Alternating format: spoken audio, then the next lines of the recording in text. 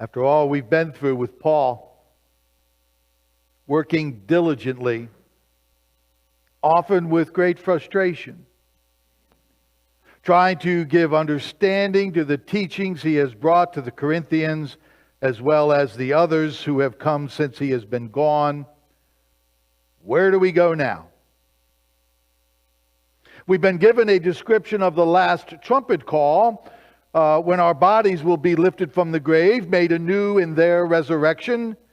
And for those who are alive, the sound of the trumpet, and heard that sound of the trumpet, will now be clothed in something that does not die. They also have been raised from the grasp of death. So what's next? Paul says, okay, it's time for some announcements. Concerning the collection of money for God's people, you should do what I have directed the churches in Galatia as they do.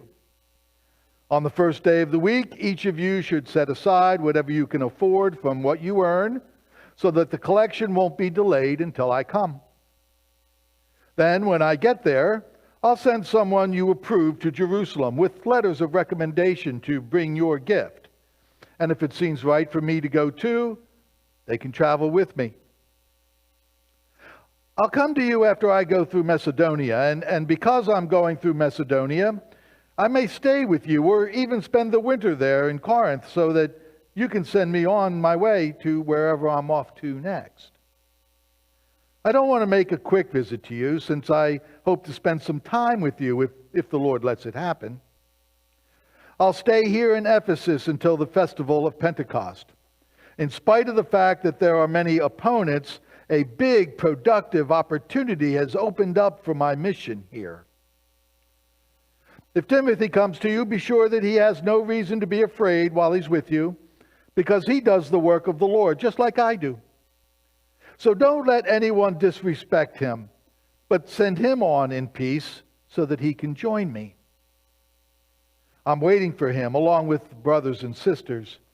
Now, concerning Apollos, our brother, I strongly encouraged him to visit with you, with the brothers and sisters, but he didn't want to go now. He'll come when he has an opportunity. So Paul begins talking about general stuff. Nothing of great significance. Normal everyday stuff. How they should be collecting for the Lord's people in other parts of the world. And he talks about how he's going to come back to visit them in person, as well as Timothy getting there and Apollos getting back there. Kind of anticlimactic from what we've all been hearing, isn't it? But maybe that's the point. Maybe the everyday nitty-gritty of our lives is just as important.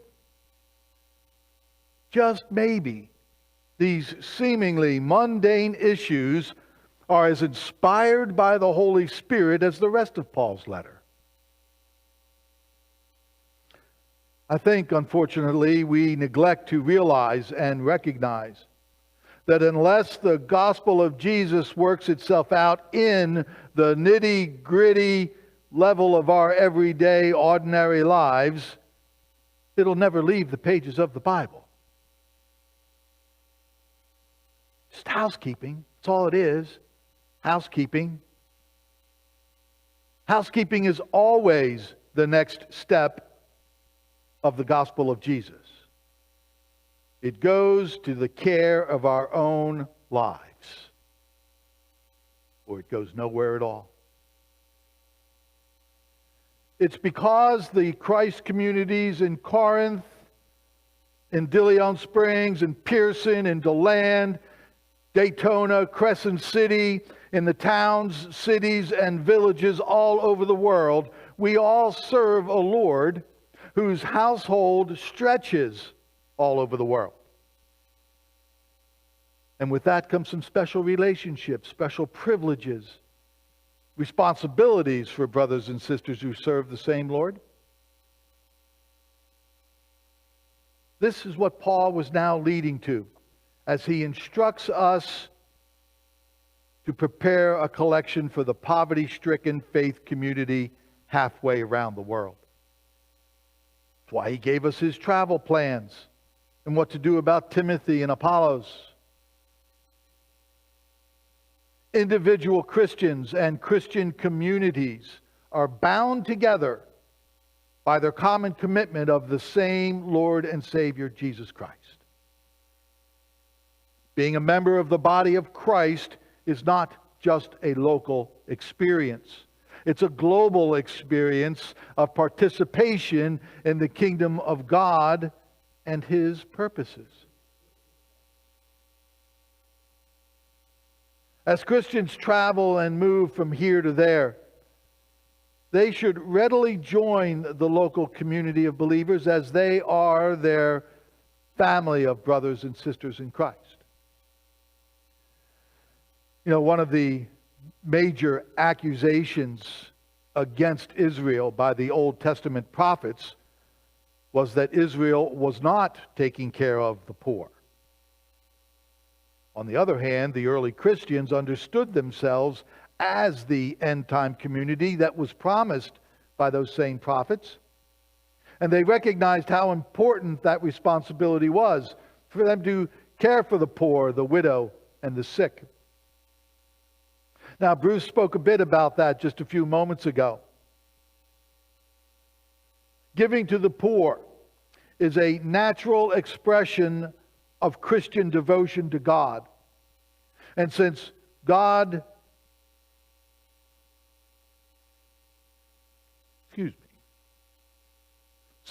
provides for His people, our giving participates in God's redemptive work.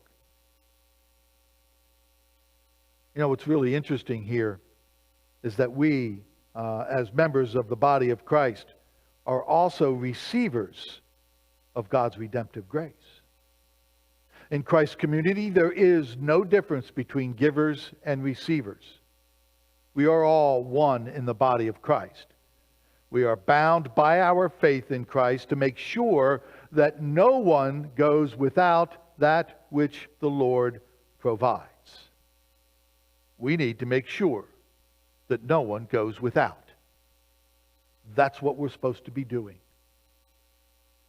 Paul, in his instructions to the church in Corinth, he talks to them of the poor in Jerusalem and how they are members of the same community in which they now reside, and how the provisions shared by Christ must benefit all who live within the community. And Paul goes on to say that this is not simply a monetary issue. It's a matter of worship. Monetary collections should be part and parcel of Christian worship services exactly because these collections express the allegiance to the Lord, who gave Himself completely to others. Just as we are called upon to care for one another within our particular faith community right here in De Leon Springs, Christians around the world are called to look out for one another wherever we may be. Don't ever forget that where you go. Indeed, Paul was facing difficult times while he was in Ephesus, which is where he was when he wrote this letter to the Corinthians. Now, some of Paul's frustrations that we heard in his letter to the Corinthians may have been born out of the difficulties he was having there in Ephesus. And he had some difficult times there. Now, even though the Corinthians struggled to leave behind their old ways, they readily accepted the teaching on the gospel of Jesus. But that wasn't the case in Ephesus. It was Paul's third missionary journey that took him there to Ephesus. And I believe there was great purpose in that trip. You see, Paul had wanted to go there on his second missionary journey. But the Lord, He had other plans. And he stopped Paul from going to Ephesus on his second journey, and he instead turned him toward Corinth. Now, I think Paul actually probably was not ready for what he was going to face in Ephesus. So the Lord said, I'm not ready for you to go there yet. You've got some more learning to do. One day I'll bring you that story of Paul's third missionary journey. It's a powerful, powerful testimony to the work of the Lord.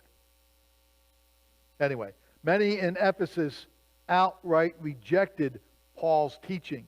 In the book of Acts, we hear that some of them became obstinate. Their hearts were hardened. There was rebellion, and they were stubborn. Riots even erupted in the marketplace as those who were the crafters in silver, they were losing business because of Paul's teaching against the possession of idols, which was a great part of their business. Everybody's homes were adorned with these silver idols.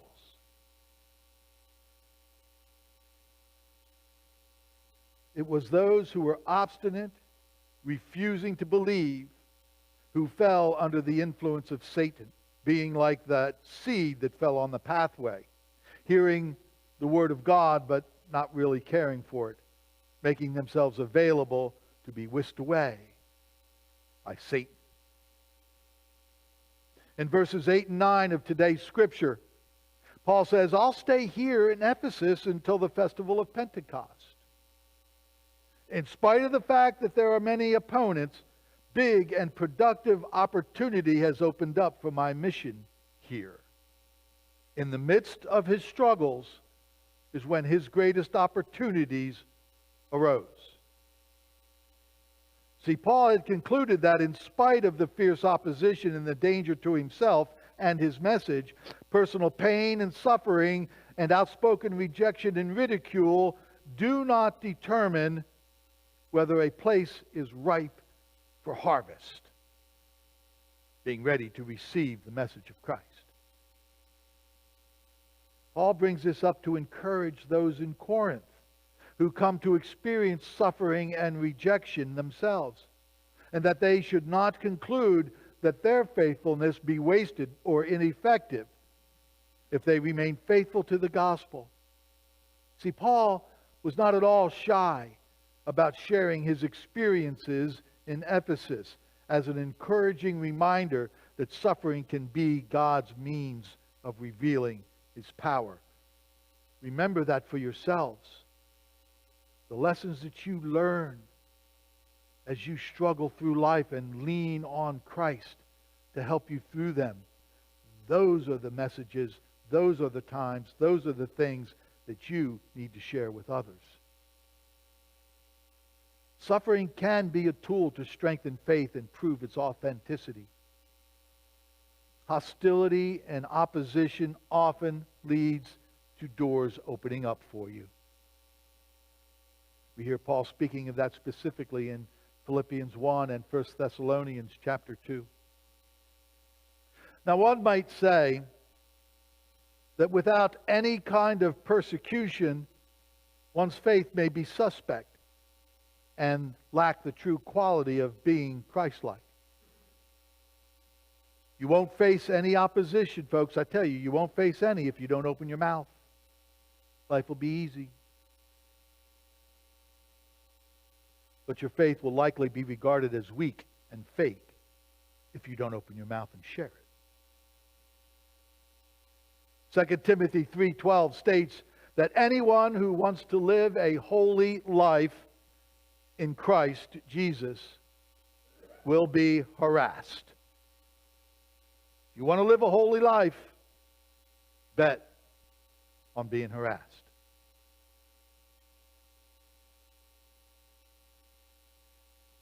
John 15, verse 18 through 25. If there's a physical body,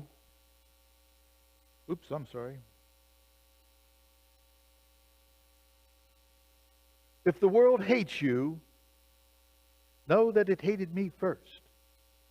If you belong to the world would love you as its own. However, I have chosen you out of the world, and you don't belong to the world. This is why the world hates you. Remember what I told you. Servants aren't greater than their master. If the world harassed me, it will harass you.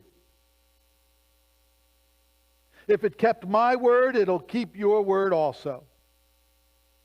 The world will do all these things to you on account of my name, because it doesn't know the one who sent me.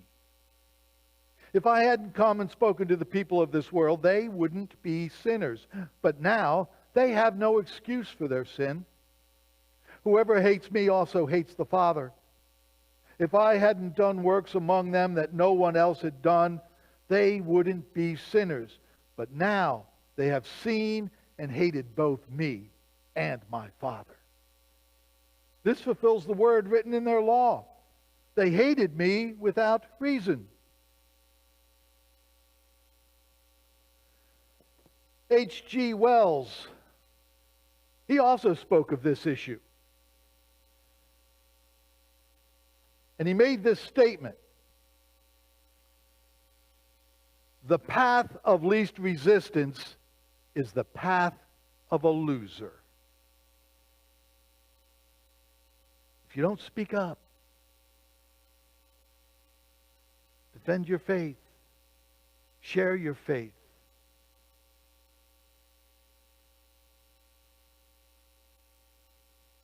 he then went on to quote Matthew 7, verses 13 and 14, saying, "Wide is the gate and broad the road that leads to destruction, and many enter through it. But small is the gate and narrow the road that leads to life, and only a few find it." Sing this song with me, please.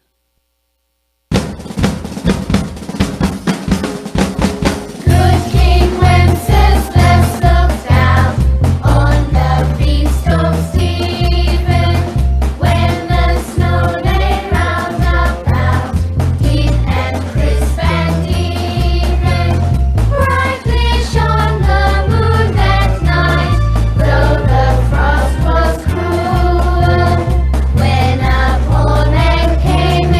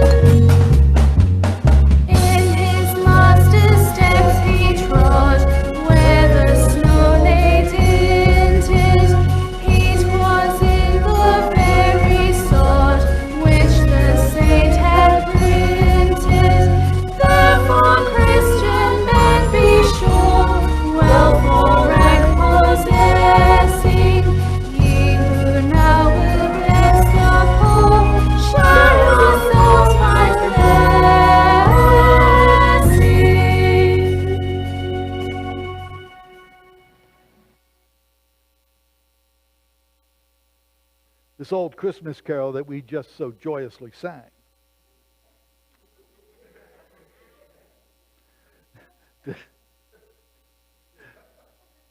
Describes the virtue and the charity of St. Wenceslas I, who was Duke of Bohemia. The song tells us of his generosity to a starving peasant who lived within his realm. It speaks of his desire to share what he has with those who had little or nothing.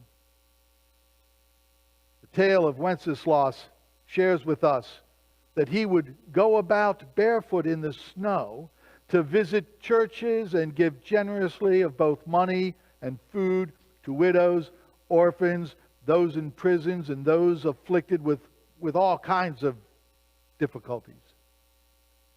And for this, he was considered a nobleman and the father of all the wretched. Now, though Wenceslas was not actually a king, the Roman Emperor Otto I conferred that title upon him. If you look in your bulletins, you'll see the words for this song. Reading them, you'll see the description of the blessing of caring for the poor and needy in this way. It's the last line of the song.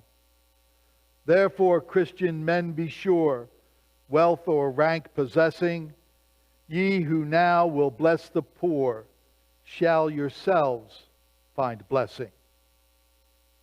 Which brings me to this. Happy are people whose lives are harassed because they are righteous, because the kingdom of heaven is theirs.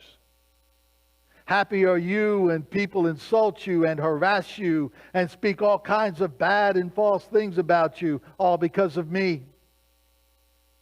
Be full of joy and be glad, because you have a great reward in heaven. In the same way, people harassed the prophets who came before you. Word of God for the people of God. Rejoice in your difficult times, folks.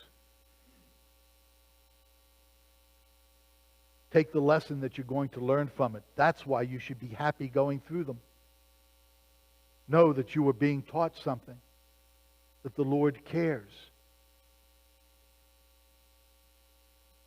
And take that with you when you go and share your life, your story, as it is similar to Christ's story.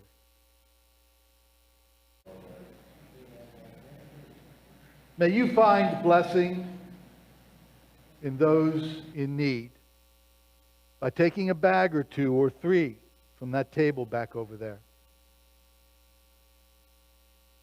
These are what we call our U-turn bags.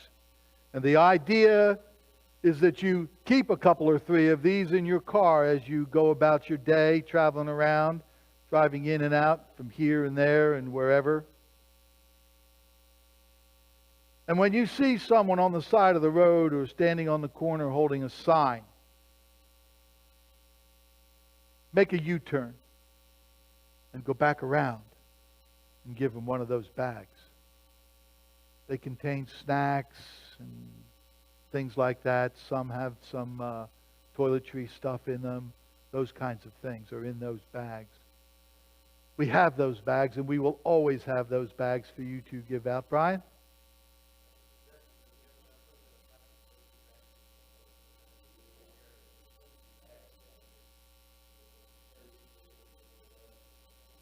Right.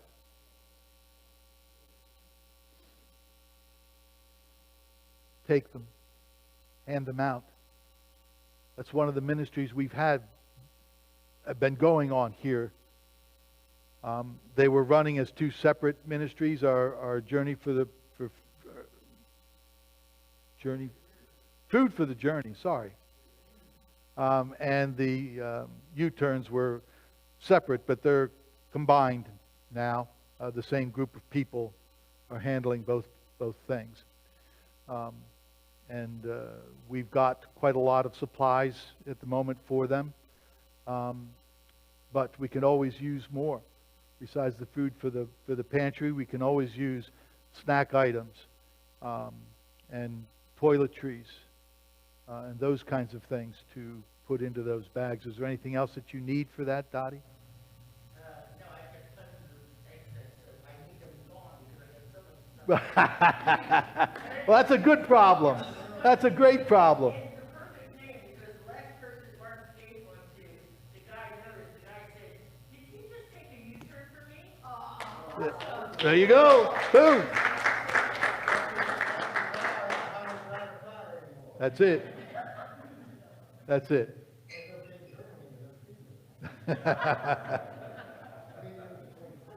May the grace of our Lord Jesus Christ be with you all today, tomorrow, and forever. Go in peace. Have an awesome, glorious, wonderful, blessed week. Please go share your story.